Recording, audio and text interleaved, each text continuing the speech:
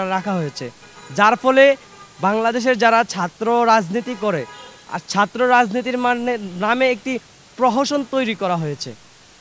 সেই প্রহসনের মধ্যে ছাত্র রাজনীতিকে ব্যবহার করা হয়েছে বিভিন্ন এমপি মন্ত্রী এবং বড় ভাইদের প্রটোকল হিসেবে, তাদের মাধ্যমে, যার ফলে কি হয়েছে, ছাত্র রাজনীতির মাধ্যমে বাংলাদেশের মধ্যে একটা সন্ত্রাসী রাজনৈতিক প্রেক্ষাপট তৈরি হয়েছিল, যেটা আমরা বিগত দিনে দেখেছি যে ছাত্রলীগের সেই ভূমিকাটা কী ছিল।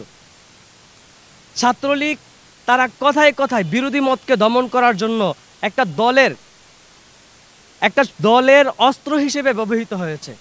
আমরা দেখেছি বিগত স্বৈরাচার হাসিনা সরকার, তিনি বলেছেন যে আমরা ছাত্রলীগের হাতে আমি কলম তুলে দিয়েছি, কিন্তু কতটুকু কলম তুলে দিয়েছিল সেটা বাংলাদেশের মানুষ সবাই জানে।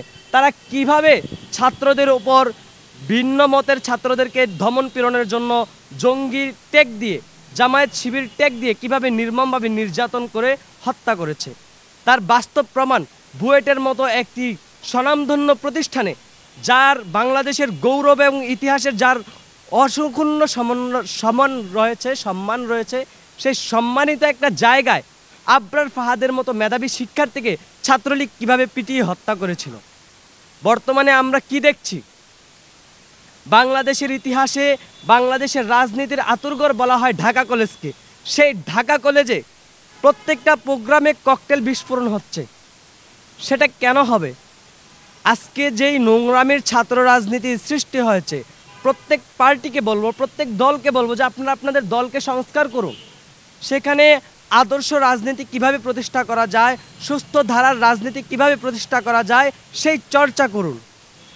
যদি আপনারা দখলদারিত্বের চর্চা করেন, তাহলে বিগত স্বৈরাচার হাসিনা সরকারের যেভাবে পতন ঘটেছে, যেই দল, যেই পার্টি তাদের ছাত্র সংগঠন থেকে শুরু করে তাদের সকল অঙ্গ সংগঠনের মধ্যে যদি সংস্কার না আনে, আগামীতে তারা যদি ক্ষমতায় যেতে চায়, তাহলে বাংলাদেশের জনগণ, বিশেষ করে মেধাবী শিক্ষার্থীরা কিন্তু তা কখনোই গ্রহণ করবে না।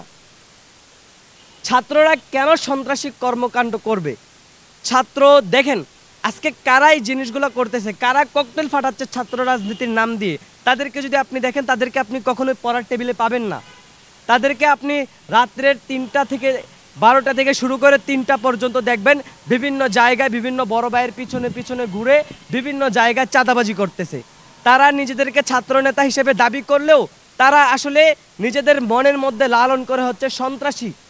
তারা নিজেদেরকে আদর্শ নীতিবান নেতৃত্ব তাদের মধ্যে তৈরি হচ্ছে না। সেই জন্য সেখানে প্রত্যেকটা দলের উচিত তাদের যে ছাত্র সংগঠনগুলো আছে, সেই ছাত্র সংগঠনকে লেজুর ভিত্তির বাইরে রাখা। তাহলে বাংলাদেশের মধ্যে একটি আদর্শ রাজনীতি এবং নতুন নেতৃত্ব তৈরি হবে। বিগত দিনে আমরা দেখেছি ছাত্র রাজনীতিকে এমপি মন্ত্রীদের প্রটোকল হিসেবে ব্যবহার করেছে, কারণ একটাই ছিল যে বাংলাদেশকে কিভাবে নেতৃত্বপূর্ণ ভূমিকা ছিল।